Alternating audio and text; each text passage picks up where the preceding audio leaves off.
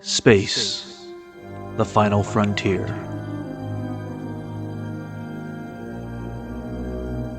Join us for a bold conversation. Our prime directive: to recap our favorite Star Trek shows, both new and old. To engage in debate about all things Trek. Prepare to energize with phasers set to stun.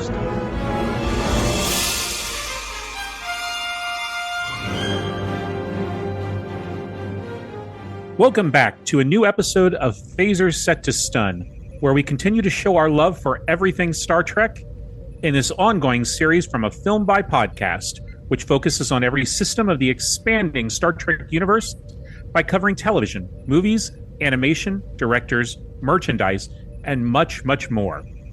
Plotting your course on this voyage through the wormhole is your core Trek crew. I'm Wayne Whited. I'm David Burns. And I'm Scott Hoffman. And today we're returning to the edge of the frontier to continue our discussion in what we like to call starter treks, a chosen list for first-time viewers. This spoiler-free list focuses on the top 10 episodes from each season for people diving into Star Trek Deep Space Nine for the first time, showing them a great place to start and what to warp away from. With starter treks, we simplify the list to give new viewers a taste from each season. After you listen to the episode, you can find the course we plotted for you on the convenient list located in the description below. The year was 1994. Star Trek The Next Generation had finished its 7-year run with a hell of a series finale earlier that year. For the first time during its run, Deep Space Nine was floating in space on its own, the only Star Trek on our screens, at least for a couple of months, because that November saw the release of the film Star Trek Generations, and then just a little over a month later, the series premiere of Star Trek Voyager in January 1995. It was a very busy year for Star Trek. Changes were coming, and Deep Space Nine was evolving right alongside its two sister shows. Season 3 brought us a new and dangerous adversary to our little station, a move towards long-form storytelling and serialization, the first use of CGI for starships, newly designed comm badges for Starfleet, Odo got a belt, and Sisko got a beard and a new way to get around with the introduction of the USS Defiant. All right, let's start. What do you guys think about the introduction of this tough little ship for DS9? I think it was needed to help the progress of the story, because I think it was going to get stale with them just sitting on the Deep Space Nine, so they had to move it out. So they needed a ship, and I think the Defiant is definitely the answer. I agree.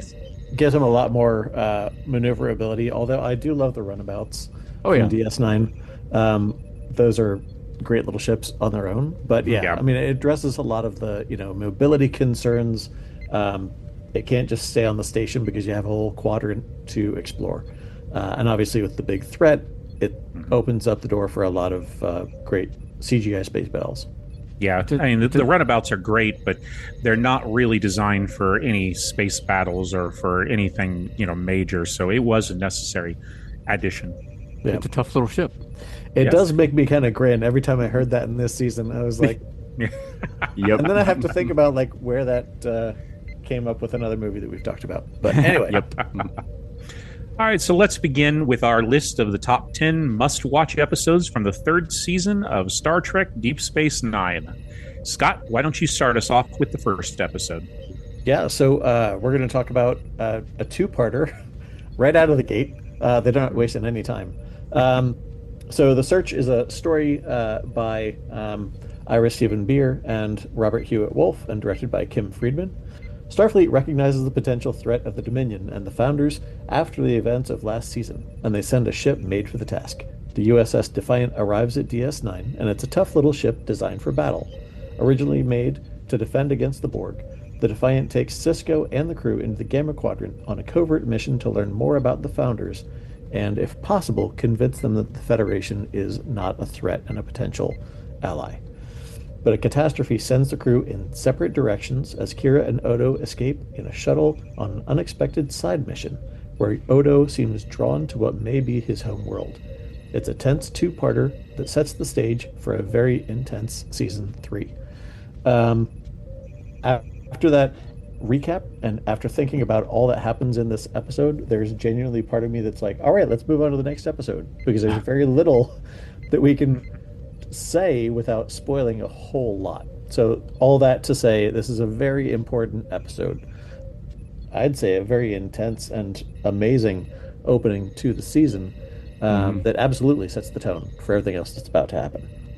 Well, it's very important for Odo, obviously. This two-parter is very, very important to Odo and who he is and where he comes from, for sure. I do want to call out Ken Marshall, who plays Lieutenant Commander Michael Eddington. You may remember him as Colin from Kroll. I do. No, oh my gosh. Yep. Rollback. It's a Krollback. It took is a while for me to realize that too. When he looks so different. He does. Yeah. And that's definitely a character to watch. It is. It absolutely is. We get the new comm badges, which is kind of interesting, and then our first appearance of Romulans on Deep Space Nine. Yeah. Oh yeah, that's true. Yeah, that was the Romulan that they added to the Defiant, played by Martha Hackett, which we see definitely more of her in Star Trek Voyager. But I thought she was an interesting character. It's a pity that they didn't add her to the secondary cast like they did with Eddington. I thought having a Romulan stuck in the middle of them actually would have been rather interesting to the story. To see the dynamics between the two. But yeah, she's gone by the end of the second episode. Yeah, I think they got rid of her character too fast. Yeah, I agree with you, Wayne. I think that could have caused a lot of friction to add to what's going on around Deep Space Nine and between the characters themselves. I really wish they would have kept her. Yeah. Now, I mean, you're right, Scott. We can't really tell too much about this episode, so just everybody go watch it. But let me ask you guys this: for a two-parter, it starts off really good. But what did you think, without giving any spoilers away? What did you think of the ending? Either back when you first saw it or when you rewatched it now? Because I'm going to be honest. I remember when this first aired, and I wasn't. It had such a great idea, and of course, after the season finale last season, I was expecting big things. I thought the ending kind of left me confused. Okay, that's interesting, and yeah, it's very hard to talk about this without we can't say spoiling anything. I thought overall, it helped to raise the amount of questions and give the right amount of answers at the right time. Yeah, it left a lot of questions open. I think that's what confused me a lot. Now, looking back now, I understand what they were doing, and when you see the series as a whole. But when you're coming into it for the first time watching it, it's like, what did I just watch? What just happened? Yeah, there's a spoilery question that comes to mind at the end. In terms of when there's a reunion between certain characters, how much you can trust that reunion that happens, and that definitely comes up later. So it's an interesting rewatch moment, I would say. It is. When you get to season 5, maybe, just kind of season 6, maybe dip back into this and see if you can see when certain things happened or when certain things were revealed. That's a good suggestion. Yeah. I agree. Just be careful what you say. You'll get phasered on the show. Oh yeah. I'm being very careful. I was not expecting that. Our producer phasering me. Geesh. Yeah, very careful. I will point out another standout performance. Salome Jens. Has been on Next Generation before, wearing very similar prosthetic makeup, I'll say. And that's a character to watch throughout the rest of the series. I think I can say that without spoiling very much. But I think it's a standout performance. I mean, it's absolutely, it's intriguing, but it's also chilling. The consistency of her performance throughout. So just heads up, that's one to watch. All right, on to episode 2, and this one is mine. It is Second Skin, written by Robert Hewitt Wolfe and directed by Les Landau.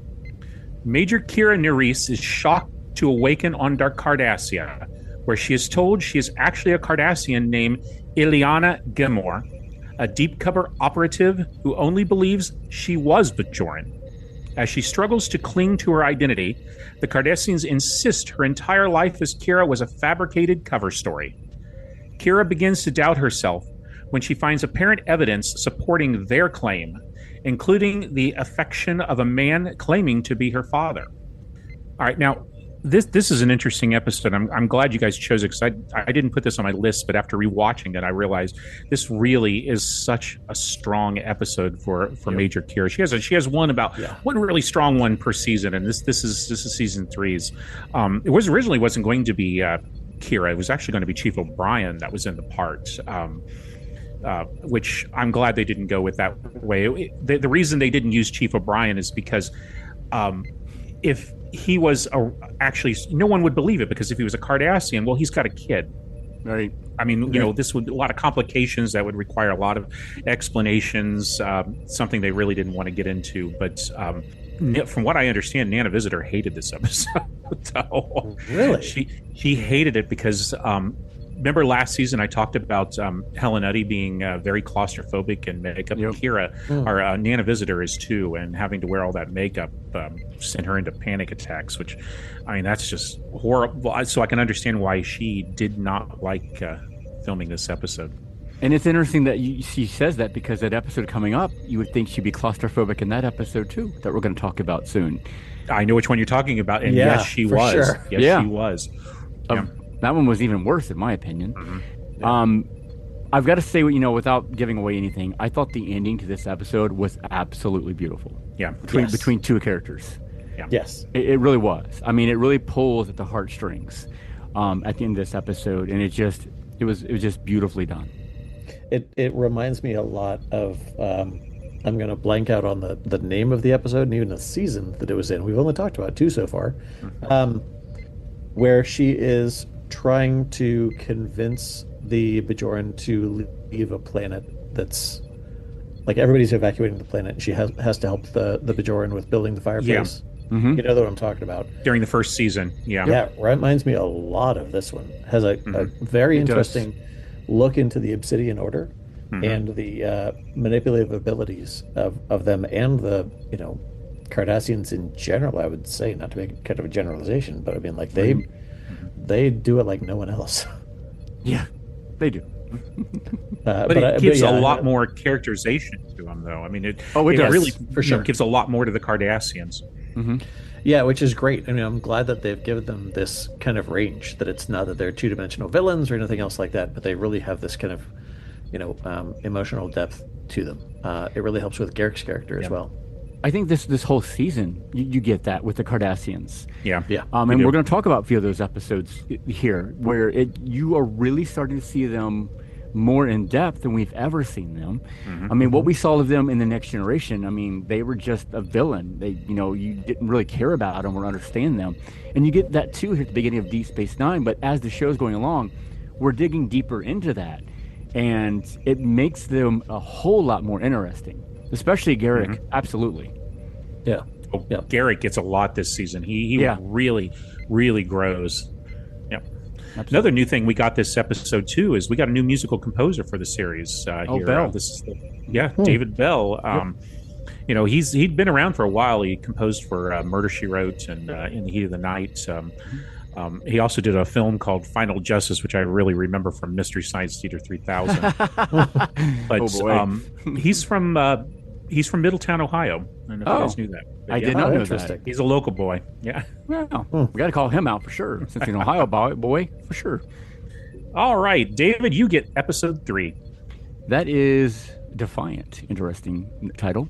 Written by Ronald D. Moore and Robert Hewitt Wolfe. Directed by Cliff Bowl. Kira is on the verge of snapping from all the pressure she has encountered. She even snaps on Bashir, who immediately orders her to take some time off. Kira is taken to Quark's bar to relax, where she runs into none other than Commander Riker, who has leave of his own. It seems he is on his way to the planet Risa for some pleasure. Kira and Riker hit it off, and she offers to give him a tour around the station, but he has quite the interest in one thing, the Defiant. Riker eventually takes control of the ship and warps away, causing tensions to rise between the Cardassians and the Federation, bringing them to possible war. Sisko and Gul Dukat must work together to capture Riker and the Defiant, but in doing so, even more secrets are revealed. So we were just talking about more in depth with the Cardassians, and here is one of that. Sisko is taken to their planet to help them capture the Defiant. And they have to trust each other here. And even Gul Dukat is kind of thrown off by, I forget the character's name. Is it Carinus? Is that her name? Carinus? Yeah, Carinus, I think. Oh, Carinus, yes. Who basically, was overseeing Dukat a little bit here. Because he is the military commander. And he knows everything that's going on in the military, but then he's caught by surprise of, I'm not going to say it because we don't want to give it away, but some of the secrets that are going on. The Cardassians are holding back from him. So it was kind of like wait a minute here. Sisko's supposed to be the one who is, getting surprised by the Cardassians, but Gul Dukat kind of gets caught with his pants down, right? Yeah, for sure. Yeah, he's definitely kind of put in his place. And it digs a lot deeper into how the secrecy is so intertwined and so essential to Cardassian life, let alone their military structure. Right? Yeah. Yep. And it's interesting. Rachel Garrett plays her, and she was in yesterday's Enterprise, I believe, as Rachel Garrett, right? Trisha O'Neill played Rachel Garrett. Yeah. Wow. She played Rachel Garrett in yesterday's Enterprise, which is kind of neat that they bring her back. I love that Star Trek does that. They bring back so many actors to play different characters. Okay, cool. Different aliens, a lot of prosthetic makeup. Yeah. I mean, you can get away with it when they have so much makeup on them. You really can't tell who they are. According to the Stargates, this is the last episode that happens before the events of Star Trek Generations. I was wondering about that. There's a lot of this where I'm kind of like, where does this fit in all of the... That's interesting context. I will say there's one scene between Dukat and Sisko that I absolutely love in this episode. And this isn't giving away anything. It's when Dukat is explaining to Sisko about his explanation of his son's birthday and what the boy will remember. He will look back with hatred because his father was pulled away during the time of his birthday. I thought that was a really cool... It gave more depth to Dukat. It really did to me. And, because, he's just not this stoic leader who is a villain with the Cardassians. He actually has a kid. He's got a family. And to hear that explained to Sisko just really puts that into, a different level of this character. Yeah, especially when you've got one father talking to another. Yeah. So it's not only from different planets, different societies, but just a different parenting style. And it's not presented in such a way that this is the wrong way to do it. It's just kind of differing styles. It's an interestingly disarming way to position Gul Dukat, because in a lot of this, when you look at his entire arc, he's absolutely a villain. He started out that way, but you get these looks into him that give him a bit more relatable depth. Where you understand that, and that's where you get some great villain development, in my opinion, is the ones that you're afraid of, because you can see the logic behind what they're doing. You don't agree with it necessarily, but you see what drives them. Best line of the episode: "You shouldn't go fishing today. You won't catch anything." Yeah, that was weird. Yeah, it was. Like, good what? line, but weird. What are you gonna do? All right. Yeah. All right, let's take a quick break. We'll be back right after these messages. And we're back. Continuing on with our starter treks for Star Trek Deep Space Nine, our fourth pick is the second of the season's two-parters, and that is Past Tense. Captain Sisko, Dr. Bashir, and Jadzia Dax are accidentally transported to the 21st century Earth after a transporter malfunction. Sisko and Bashir find themselves in San Francisco just before the infamous Bell Riots, a pivotal event in which oppressed citizens from the sanctuary districts rise up against social inequality. But things take a dangerous turn when history is altered, forcing Sisko to take drastic measures to put things right. Meanwhile, Dax works to contact Starfleet while the crew on DS9 race to locate and retrieve their missing officers before the timeline is completely altered. Now, this another two-parter. So early in the series, this is an interesting one, and I think probably one of the better of the two-parters for the entire series. I really like this. I like this when it first aired. I like this now. It's really well done, and I know it can be a little preachy, but I think it works. A little bit, a little bit, A little bit. A little bit, a lot, actually. But I think it's written. It's so well written that you don't even notice that. And at least I didn't that much. It's just a good episode, and I like it. So, it's not too much you can give about the ending of it. I don't want to give anything away at the end. right. Well, the biggest win here is when I celebrated Dick Miller. Yes. Oh, yes. Thank God. Yes. I was going to say, somebody's got to say Dick Yes. Miller in the first, Dick 3 Miller minutes of saying this thing. is amazing in everything he does, and we always want to God. call him out in everything he does because he is fantastic. We got to call it Clint Howard. Yeah, he's in it too. Not a very big role in this one, but he is in it. And Clint is in a lot of stuff, and as we know, he's been in original Star Trek, obviously when he was really little. Yep. Scott, this really reminded me, especially part 2, really reminded me of Dog Day Afternoon. Yes. Yeah. Yes. Yes. Read my mind. Yeah, It really that's does. exactly what it felt like when I was watching this. I was like, this is Dog Day Afternoon. And it's what it felt like. Yeah, that's true. That's a good call. And fans of that, you'll be, I think, pleasantly surprised by this one. Yeah. I think it's got a lot of great development. It's not as two-dimensional as it could be. It's a very interesting look at what they thought 2024 would be like. So just watch it with that lens.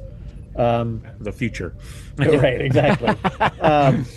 But also just interesting, like their take on some issues of the day. Like it gets a lot into struggles of the homeless and just looking at that through a kind of a 90s lens versus today's lens. It does get a bit preachy, but it's an interesting use of a two-parter, right? It's not advancing the story all that much. It's just taking a beat to kind of look at semi-present day and give a different perspective. And it's giving some character development too. Yes. I mean, especially with Bashir. I mean, you're getting a lot of him in this, and it's helping them to develop each other between Bashir and Cisco for one thing. So I like that. It doesn't. You're right. It doesn't push the story along for Deep Space Nine, but it does push the characters. Yeah. And I think that's why I like it. But it's one of those things where when you're watching, you're kind of rolling your eyes with like, oh, Star Trek's doing another episode where they're going back in time to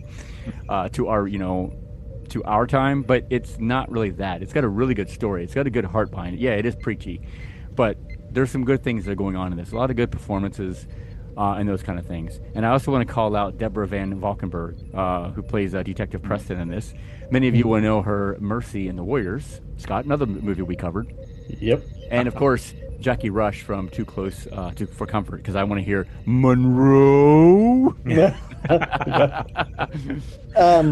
Thoughts on the Major Kira, Chief O'Brien adventure that we probably can't say too much about, but there's a little bit of kind of comic relief, I think, with that. Didn't they add that because they needed to add more time to it? So they added those scenes? Yeah. That's why they would get that montage? Yeah, those are filmed much late in the filming session. But I do want to bring something out that's not a spoiler. I want to point something out that I think is rather cool. When they go back to 1930, you'll notice the director is really adamant on showing this boxing poster that's hanging up. Just so you know, that boxing poster is the same poster that we see hanging on the wall in the episode City on the Edge of Forever. It was put there on purpose because that means that Kira and O'Brien are at the exact same time as Kirk, Spock, and McCoy are. Interesting. They're both on Earth at the same time. That's kind of cool. And neither one of them goes to see the match. No, I mean, you're right. Nope. But that's not the only thing too. If you really want to talk timelines, let's see, 2024. This Picard and his bunch traveled back to 2024 during the second season of Star Trek Picard. which means that, and they even visited one of the sanctuary districts, which means they were on the same time as Cisco and Bashir, just they're in San Francisco, and Picard and them were in Los Angeles. So everybody visits 2024. What is up with that year? All this tiny whiny stuff. Come on now. Yeah. Well, it's kind of calling to mind, like, I wonder if anybody would ever do like a, whether it's comics or novelization or whatever, but get into this time bureau that's trying to keep everybody from screwing up the timelines. Like this. That's right. That's mentioned for the first time. Series. Yeah, that's mentioned for the first time here. Yeah. Yeah. There's a bunch you could probably do with those stories as callbacks to this kind of stuff or whatever. So there's a department that handles that stuff. I don't know why they've not gone that route, to be honest with you, because that could really open up some really cool stories. Exactly. Yeah. Well, I mean, especially if you say like, well, because O'Brien takes a marker back with him and writes graffiti on the car that says invest in whatever company, Apple. Yeah. But like if, kind of the reason that department exists has to be because something got screwed up at some point, right? We just can't Probably talk done about by that Kirk. department. Yeah. Yeah, right. There's no talking about that department. I'm sorry. Yeah, that's right. No. All right, David, you will bring us our fifth pick. Heart of Stone, written by Robert Hewitt Wolfe. Very busy guy, by the way, in this season. Directed by Alexander Singer. Kira and Odo are returning to Deep Space Nine from reviewing security procedures on a planet close to the Cardassian border.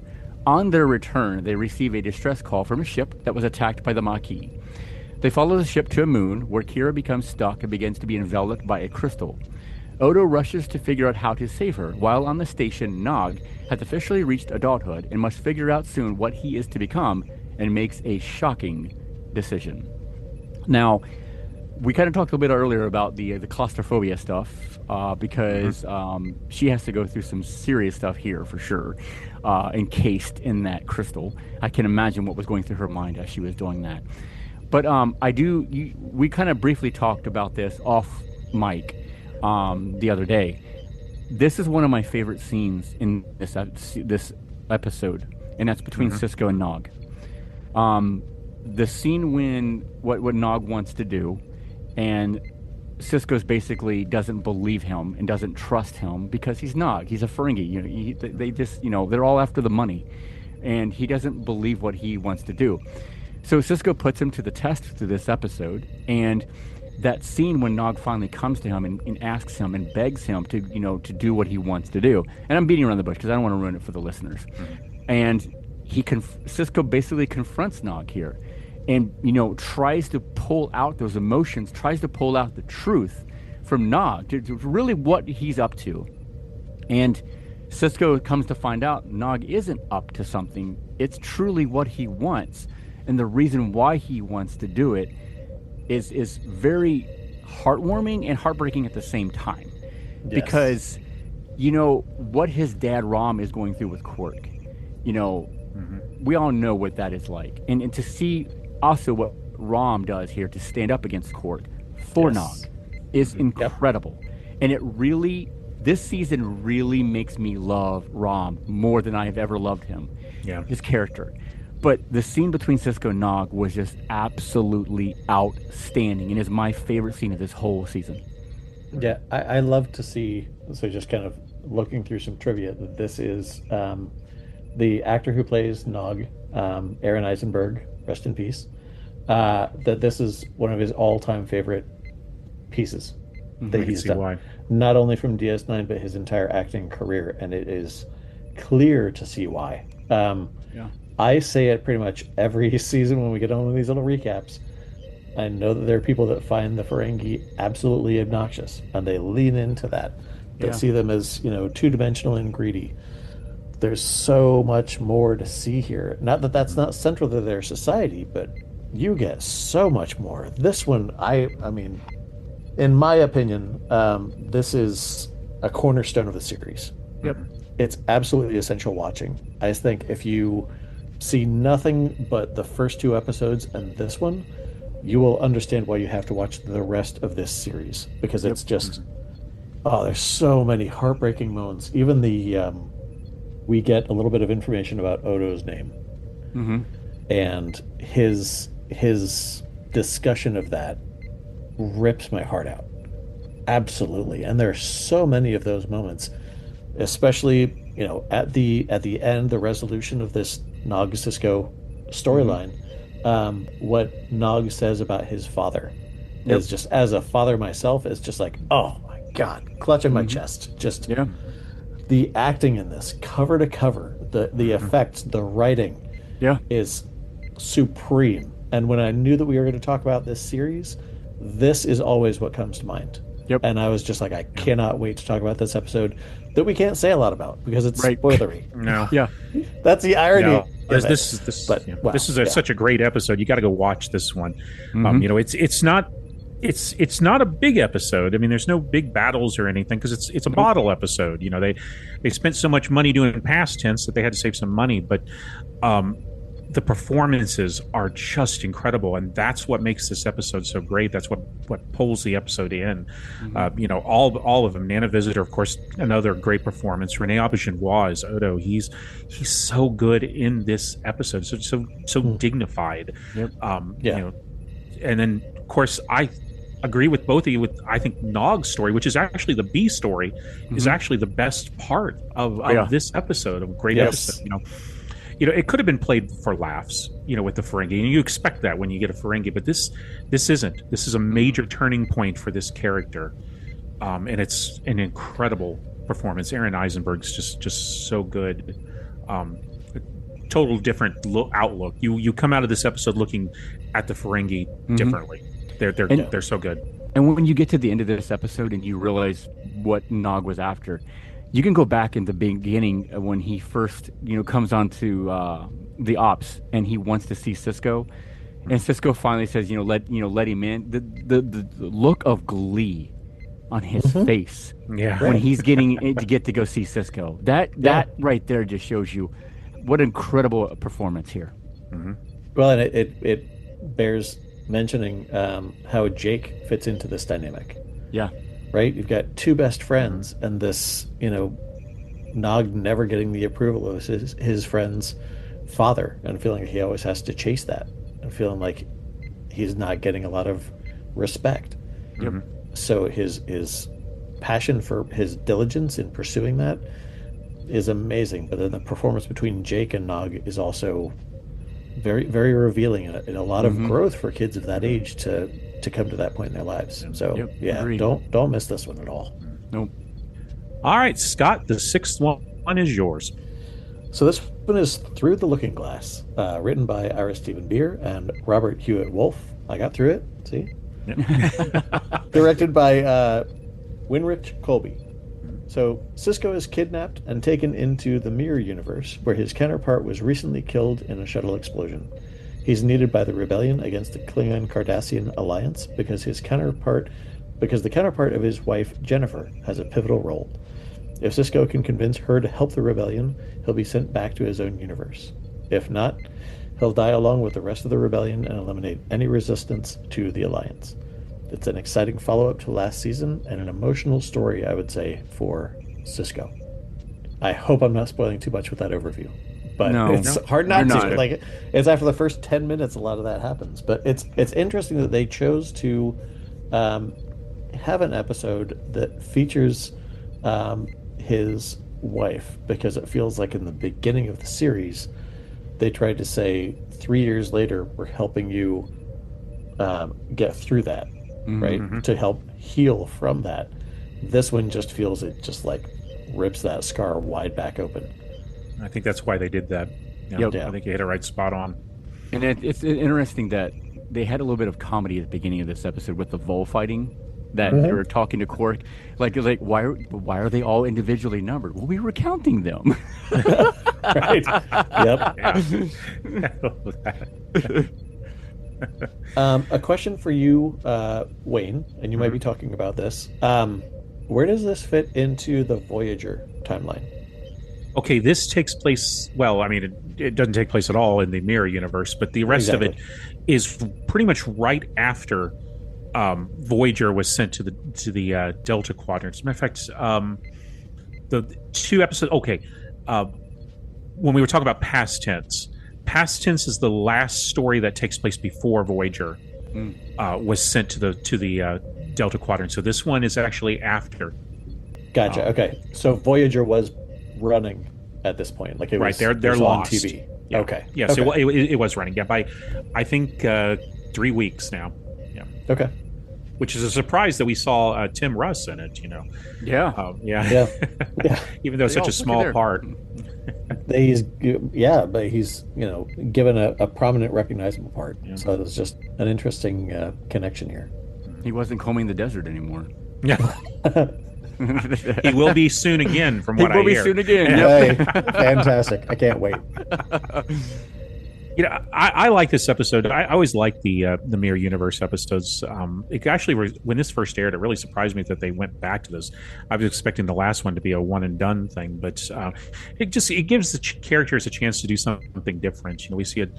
We see Avery Brooks and Nana Visitor playing, having fun with their parts and playing their characters different, more a freer, a darker version of it. And I kind of like that. I think it's kind of neat. It is. We see a lot. Back then, I mean, this was the first time Deep Space Nine was the first time we really revisited the Mirror Universe. Now, after Discovery and all that, I'd probably go, oh, not again. But it was still fresh back then, and that's why I appreciate it. Yep, absolutely. There's probably a pause moment for new viewers or people who are coming back to it. I imagine if we were in a room watching this together, the meeting between Cisco and Dax in the Mirror Universe and the moment that they share, I feel like that would be a holdup. Let's talk about that for a bit. Yeah. We're not going to talk about it here, but it did Yeah. make me think, like, did I just see? Okay, really? Yeah. Okay, I don't know about that, but all right. Sure. Oh, hey, look, we got another two-parter coming up. Shocker. Yeah, Shocker. David, why don't you tell us about that one? And the first time in Star Trek, there are two different titles. They're not part one, part two. Right, Which exactly. is very confusing if you're not careful. I'm going to break these up into two, so just bear with me. So, Improbable Calls is the first episode, written by Renee Echeverria and Robert Lederman, and directed by Avery Brooks. Garrick's shop has an impromptu fire sale when it explodes. It is fortunate for Garrick that he survives, and of course, Odo quickly expects foul play and begins an investigation. Garrick refuses to cooperate, which infuriates Odo. Evidence is uncovered, which leads Odo to a Flaxen who recently arrived onto the station. Odo interrogates him, but as he digs deeper, the alien ship explodes, which now forces the investigation into another direction. One that Odo realizes with some help that makes him see that he has only uncovered a small piece of a very much larger puzzle. To the second episode, The Die is Cast, written by Ronald D. Moore and Robert Hewitt Wolfe, directed by David Livingston. In the second part to Improbable Calls, Deep Space Nine finds itself being approached by Romulan and Cardassian fleet. Cisco readies for a fight, but to his surprise, they pass the station and go through the wormhole on the way to the Gamma Quadrant. Cisco goes against Starfleet's orders and quickly follows after them. Meanwhile, on one of the ships within the fleet, Odo is being held against his wishes, unable to change form, and begins to be interrogated by someone he thought he knew. This and more will all come to a very explosive conclusion that will continue to ripple across the star systems that will further the danger surrounding Deep Space Nine. So we talked about Garrick before, and that how his character really gets a lot of exposure in this season. And this two-parter is one of those for sure. Yeah. We get to really see Garrick, who Garrick really was before we got to know him. Who, the rumors, the stories we heard about Garrick. We get to see him here, be that person. And, I don't want to give away too much. You guys know what I'm talking about. Mm-hmm. But you get to see that side of him that, we haven't really got to see before. And this two-parter is really big. And, the battle that happens at the end, towards the end of the second episode is huge. We don't get to see a lot of dogfighting in Star Trek. You get to see these big ships just duking it out back and forth, torpedoes, photon torpedoes and phasers. This you actually get to see a lot of, some dogfighting going on and some ships getting blown up and weaving in and out.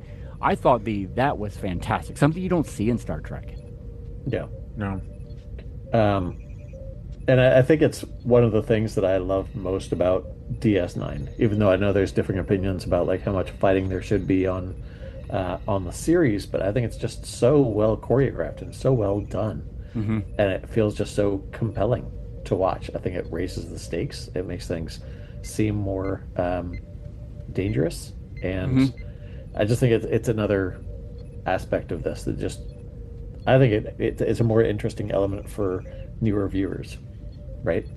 Yeah. Who might be looking for something else in a Star Trek show. Well, you're starting to see the stakes get higher. You know, Yeah. as the seasons go along, and as we know what's coming, you know, the stakes are getting higher for our crew, and for what's going on in this area. So, you know, this is just the tip of the iceberg of what's to come. Yeah. Now, I got a question because I didn't do the research on this. Was this Avery Brooks' first time he directed? I don't Yes. remember seeing his name. It is his Yep. first one. Okay, I know Yep. he'll go on to direct some more, but he did a great job. Oh yeah. He did a really good job. I guess he's going to be the Jonathan Frakes of the Deep Space Nine to become a director. Nothing wrong with Um, that. yeah. I remember this episode was phenomenal when it first aired. It blew me away, and it had that motion picture feel to it. It did. I think a lot of that comes from Dennis McCarthy's score, though, and I want to point that out because you can definitely tell that this is post Generations because it has that sound.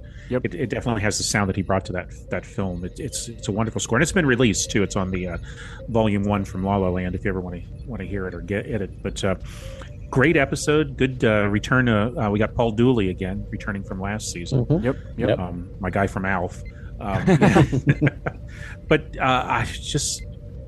this season is full of a lot of really good episodes, and this is one of the top ones for me. You're really getting to see these characters getting developed big time this season. Yeah. And you know what, this was only supposed to be one part, right? It was originally just one episode, but the ending of the first episode was kind of weak, so they decided to expand this and turn it into a two-parter. Yeah. Because they went ahead and filmed another episode after they that's why filmed the first one, and then they had to go back and shoot the second episode. Yeah, that's why it doesn't have a part 1, part 2 on it. Correct. Because of that. Yep. Which is kind of interesting. All I gotta say is poor Bashir's pants. Oh man. And Odo's probably like, "Oh, cry me a river." Right. Like, right. this is hard to talk about again. I think the ending of the first episode of Probable Cause is very intriguing, and I think the Diaz cast as a follow up to that ending is very unexpected. Yeah. Because when I was watching this episode, I was like, "Oh yeah, so this character is going to go in this direction, and we're going to see this kind of trope and whatever." It surprises you in a lot of ways, and the Garrick's character goes in directions that you don't necessarily expect, which makes him a little hard to trust. Yep. At the same time, you can see where he's conflicted, so you're not quite ready to dismiss him. It's just another level of understanding, and I think it's a bold move, but I'm glad that they did it. We're also focusing a lot on Odo this season, and my God, Yeah. you feel for Odo so much in this episode. The makeup in this, without spoiling things, is so painful to watch. Oh, it is. Yes, It is. Surprisingly painful, and just to think about what you had mentioned, Dave, in your overview, what happens to him in this episode, it's, I think, essential viewing to show. Because I of, agree. if you're interested in his species, it's essential to understanding it. Agreed. Without question. All right, let's pause once again for station identification.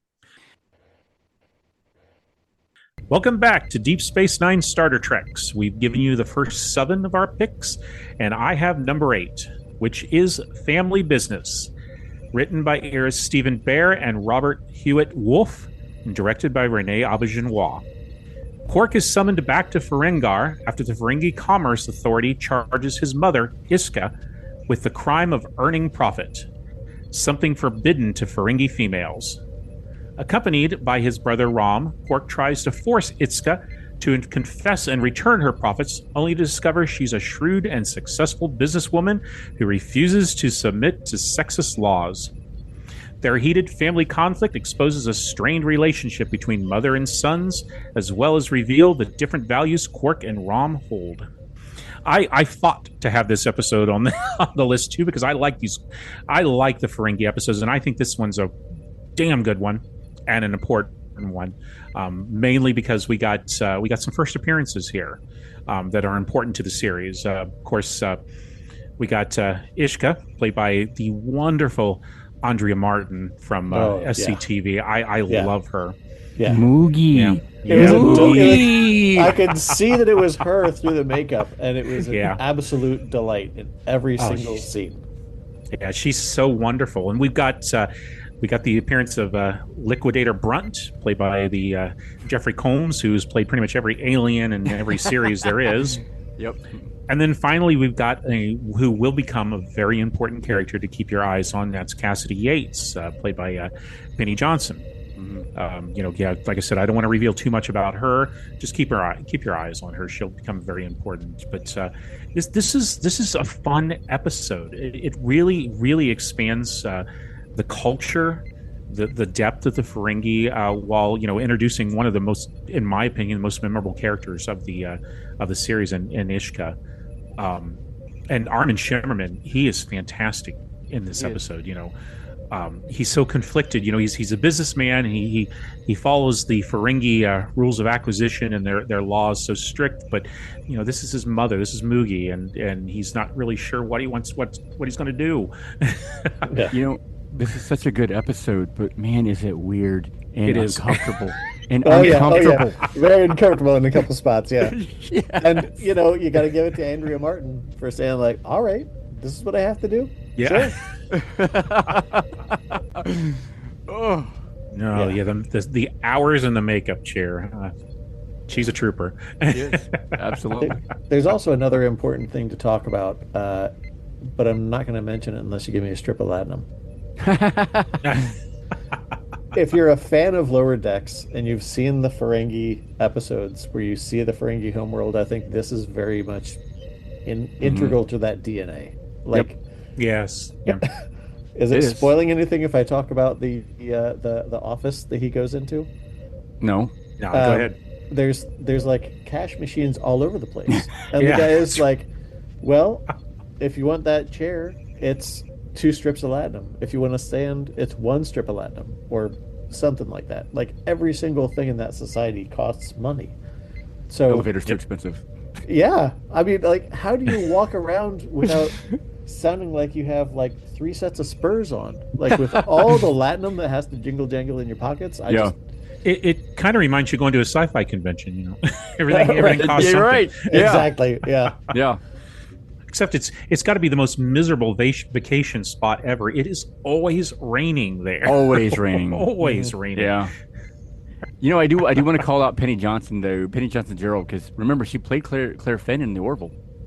I do remember. Love that series. Yep, Orville is fantastic. So yes. Yep. All right, Scott, give us the honor of telling us about number 9. Oh, Explorers. This one took me by surprise. Story by Hilary J. Bader and directed by Cliff Bull. This is where the beard first appeared. So happy to see that. Siskro not only grows a goatee, he builds plans to recreate history. This fun bottle episode finds him rebuilding a Bajoran solar sail ship that navigated the stars while humans were still sailing the seas. His plan seeks to prove that ancient Bajorans were able to travel from Bajor to Cardassia with the ship without warp drive, which he pilots with his son Jake. This trip brings them closer together and vindicates a story often dismissed as impossible by Cardassians. Back on the station, we get an introduction to an important Daba girl named Lita, and we also see Dr. Bashir face some embarrassing history as a former competitor visits the station. When I first saw the description of this episode, I didn't have very high expectations. I was like, well, I don't know, it doesn't seem like it's going to drive that much. But wow, is it important to Jake and Sisko, and I would say some growth that we see from Dukat. Character development. Huge character development. Lots of it in this episode. Yeah. And I love me some Lita, so I'm excited to see her for the first time. There's another character introduced that you got to keep your eye on, or she's going to become very important through the series. Lots of introductions this season. Yep. Matter of good fact, ones. I'm looking at Chase Masterson's autograph right now, right in front of me. I was wondering what you're looking up at. I was like, Yeah. is this roof leaking? Yeah. No, I mean, like, there's, I feel like the design of the solar sail ship was very cool. It was reminiscent of Tron, I think. Mhm. And the care that I think they took into designing this ship to make it very cool. manual. Mhm. There's no keypads, there's no electronics really on this thing. Lots of They cranks. have to, lots of cranks, and they have to fly with the air that they need to breathe. Mhm. Like, yeah, it's just very, very interesting episode. Very important for Jake and Cisco. I'd say semi-important from Bashir. Like the side episode seems like it's good. Probably not as important, but just fantastic performances all around. Come on, O'Brien and Bashir drunk scene. That was fantastic. Yeah, good. that's true. That's That true. was good. Drunk singing. Yeah, When O'Brien listens, he goes, "I really do not hate you anymore." right. Yeah. And the visual effects are really impressive in this episode. That light shit is completely done in CGI, which is a first for the series. The company that does the visual effects for Deep Space Nine, which is Image G, they really weren't set up for CGI of that extent, so they ended up having to go back to Industrial Light and Magic. And John Knoll himself created the light ship and the computer model for it. It's obvious. It's very, very impressive, and it's a great episode. I'm glad you guys chose this one because I love this. I remember when it first aired, I was impressed with it. Yeah. All right, David is going to close out the season with episode 10. And that, of course, is the season finale, The Adversary, written by Robert Hewitt Wolf, directed by Alexander Singer. In the season finale, Cisco finally receives a well-deserved promotion. But just as the celebration settles down, he, O'Brien, and others take the Defiant to its Zenkethi space, when suddenly the ship starts to have problems. O'Brien hears strange sounds around the ship, and mishaps begin to occur, making Cisco believe someone on board is causing sabotage. Someone or something on the ship is not who they appear to be, forcing Cisco to gather the staff and find out who exactly it is. To their surprise, it is quickly discovered, and it isn't long until their plan is revealed, which could potentially cause a war between the Federation and the Zenkethi. In the fashion of John Carpenter's The Thing, the crew try to find out who exactly is who and capture the imposter before it is too late. I mean, this is The Thing all over again. Yeah, is what this is, I got and this. and it's done really well. Yeah. Even down to the testing of the blood and stuff like that. This was a really unique episode, to be honest with you, because you're adding more dimension to some of the stuff that we've already experienced in this season, and I don't want to give away too much. No. Good job. But this is not what you would think to be one of those gigantic battle epic conclusions to a season, okay? Yeah. But it does have a good story to it that has a lot of what is on the horizon for Deep Space Nine in this episode. And I think it was an incredible season finale, to be honest with you. You're getting more Odo stuff, because we've had a ton of that throughout this season. You get a lot of the crew here on the Defiant. You get to see more of the Defiant than we've ever seen before, right? We get to see some rooms in engineering and stuff that we've never seen before. So we're already getting more sets when it comes to the Defiant. So a lot really happens in this episode, even though it seems small and contained. It really isn't. I found myself. Go ahead. Oh no, I was just going to say that I found myself surprised to see Eddington in some of the scenes. I was glad to see him back. Me too. True. Just surprised, given some of the events, which I can't say without spoiling anything. But it's definitely something that I think will be thought provoking to people that are watching this for the first time. I think it's absolutely an episode worth watching twice. Because you'll want to see where you think certain things have changed, or you'll want to see where you think some of your guesses were wrong. Has big consequences for one character in particular, and a pretty chilling line of dialogue, I will say, to the end of the episode. Something that's whispered, which is right when you want to watch this episode all over again. There's one scene in particular where one character does a bit of sleight of hand. And you can kind of tell that they are. But then when you see how things resolve. And when you go further into the series, you'll want to watch this one all over again to see if there was a lot more happening. So, If I remember correctly, there's an episode of season 5 that comes back to stuff that happens in this episode. Is that correct? I That's feel correct, like that's yeah. right. Okay, yeah. All right. Yeah, this was going to originally be a cliffhanger. They were planning on doing a cliffhanger, but for some reason Paramount came to them and said, "Nope, don't do that." Nobody knows the reason why Paramount said no, but they vetoed it and ended up moving the story that they had originally written for next season. The next season's two-parter. So we got this episode, and I think, in my opinion, it's probably better. It's not probably. Yeah, it definitely is better. It's a much better ending. I'm glad that they didn't go with cliffhangers like they did with the Next Generation. It gives Deep Space Nine a different feel, a different style, but it allows them this ominous endings without having the to be continued at the end. Leaving you wanting more at the end. In this episode, more than any of them, it really lets you want more and can't wait to see what happens for season 4. Yeah. Well, and it feels like it makes sense to say, like, we're already running with pretty long development arcs. We're having a lot of two and three parters in this. Let's kind of spare people from the fatigue of saying, like, I've got to wait like a few months at least before I can see a resolution. Feels like that would get kind of tiring. But Yeah. And now, of course, with every season, not every episode turns out to be the classic Star Trek hit that we all love. Sometimes an episode may not work. Either it's the script that's lackluster and boring, the actor wouldn't, or the FX looks like something straight out of the original series. These are the episodes to skip, our dishonorable mentions. David, I'll have you go first. It pains me to pick this one because it is directed by the amazing Jonathan Frakes. And of course, I'm going with episode 8, Meridian. Cisco wants to explore the Gamma Quadrant, so they find an area void of planets until they find one called Meridian.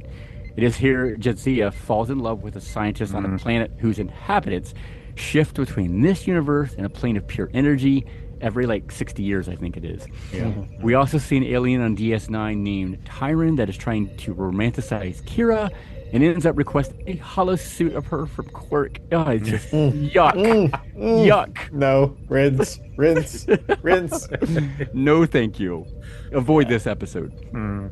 I agree. That was my pick as well. The Star Trek Brigadoon, not a big fan. I think it's interesting I forget what episode it is, but there's an episode of Lower Decks where they kind of razz on this one a little bit. Oh, so I remember that. Yeah. Wayne, what about you? Well, I think I'll make it unanimous. I chose Meridian too. And, like you said, I understand what they're trying to do. They were trying to do a Star Trek version of Brigadoon, but that romance element with Jadzia and Durrell, it just doesn't work for me.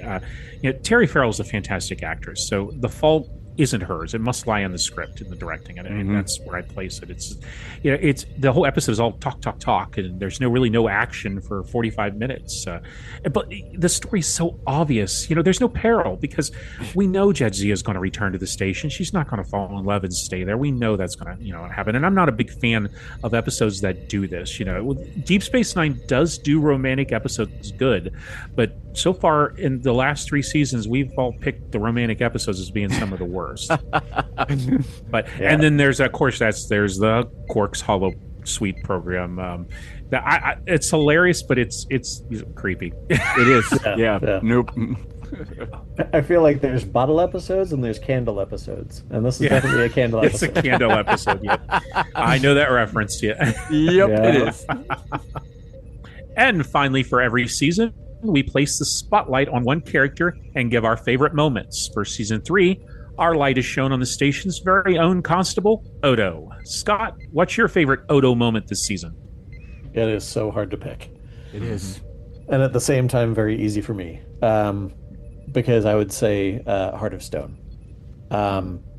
The moment when Odo figures out the mystery of this episode, the range of acting that Renee is able to provide through all that prosthesis is astonishing. and Mhm. what he and the writers have done with this character, it's nothing short of amazing. Um, I think Heart of Stone is one that bears watching a second time as soon as you finish it to try if you can see if you can figure certain things out. But Mhm. also just Renee's performance in it is definitely worth a rewatch. That's my pick. Dave, what about you? So I told you guys I had picked two of them because I knew this was going to happen. Mhm. That was my first pick, was Heart of Stone. It was just his line where he says how meeting Kira, crew, and even Cork, he is no longer nothing. He thinks of Oh me God. now. Yeah, yeah. That was Yeah. just absolutely amazing. So Scott, since you kind of picked that, I'll go with another one just to be different. So I'm gonna go with the Search Part Two. When I don't know how I can say this without giving anything away. Let's say just five, This four, three, two, one. There's going to be a spoiler. Just deal with it and come back in 15 seconds Yeah. if you can. So when he realizes he is home and even says it, the smile and the joy we get to see on his face, Yeah. the pure happiness on him just sets just warms your heart because you don't really have never seen that from Odo. That Right. that smile. Right. Yeah. And to see that then and there, just man, it just made you feel so good for him. Then of course all the crap hits the fan, of course, but Mhm. still, it was that moment that really, like this is a great Odo moment. It's childlike, It is, Yeah. Yeah. right? Like, and it's genuine. Like it Yeah. doesn't. It's and when you see all the rest that he goes through after that, hmm um, yeah, it was a pleasure to see. So I'm glad you mentioned that moment. yeah. Wayne, what about you? All right, I'm going to choose something different, but I love both your choices. In fact, I considered both of those. But in order not to spoil anything from the episode, I'm going to keep this down to like one specific scene, and it's from the Daya's cast, and it's when Odo's being interrogated by Garrick. Mm. Garrick has that device that keeps Odo from shapeshifting, and he begins to waste away and peel away like little pieces or something. And Garrick is he's so frustrated that Odo's not talking, and he gets down on his knees and he yells, tell me something, anything, lie if you have to, but just say something, please. And Odo, comes back to him and says, home, I want to go home. But he's not talking about Deep Space Nine. hmm He's talking about the Yeah. Great Link, and Yeah. just the anguish, the sadness in Oda and Rene Auberjonois' eyes. Just it makes that scene so powerful because Agreed. Odo and Garrick are like polar opposites. They're Yeah. both so different in intellect, so different in their morals, but that makes every scene in this episode between the two of them just so tense. It's just an incredible character moment for Odo and an incredible performance, and that's why I chose that.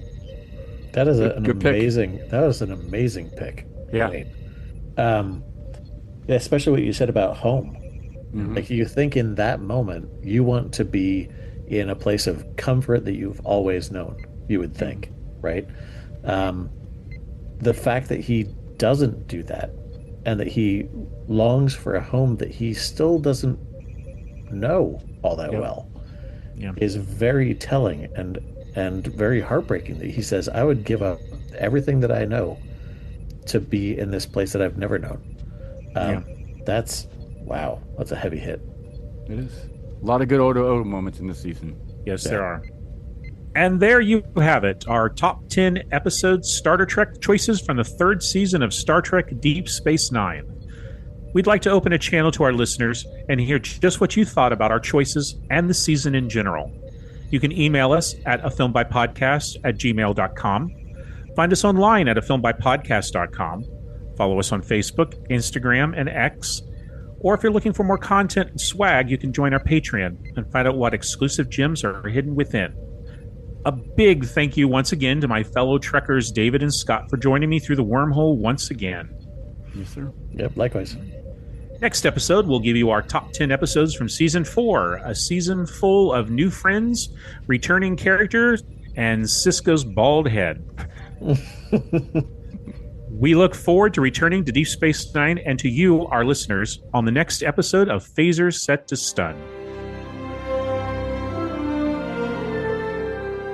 Written by Robert Hewitt written by Robert Hewitt. I cannot say his name. I know, right? It's not Worf. It's Worf. Wolf. Wolf.